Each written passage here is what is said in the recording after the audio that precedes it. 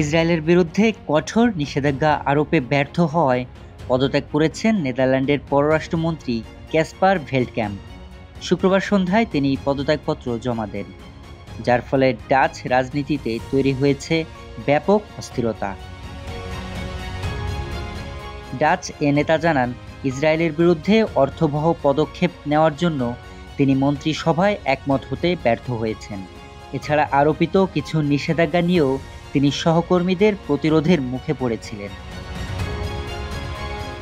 এর আগে ভেল্টক্যাম্প কট্টর ডানপন্থী ইসরায়েলি দুই মন্ত্রী স্মোটরিচ ও ইতামার বেনগভিরের বিরুদ্ধে ভিসা নিষেধাজ্ঞা আরোপ করেছিলেন, যাদের বিরুদ্ধে ফিলিস্তিনের উপর বসতি স্থাপনকারীদের সহিংসতা উস্কে দেওয়ার অভিযোগ রয়েছে।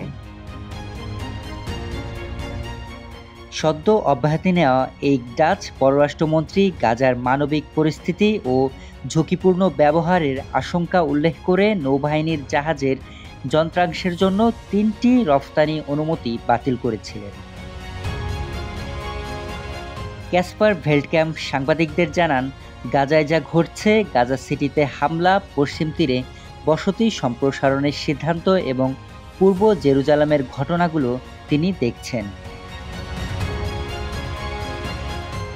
ভেল্টক্যাম্পের পদত্যাগের পর তার দল নিউ সোশ্যাল কন্ট্রাক্ট এর সব মন্ত্রী ও রাষ্ট্রীয় সচিবও সংহতি প্রকাশ করে তত্ত্বাবধায়ক সরকার থেকে সরে দাঁড়ান, যার ফলে বর্তমানে নেদারল্যান্ডসে কার্যত নেতৃত্ববিহীন অবস্থা তৈরি হয়েছে।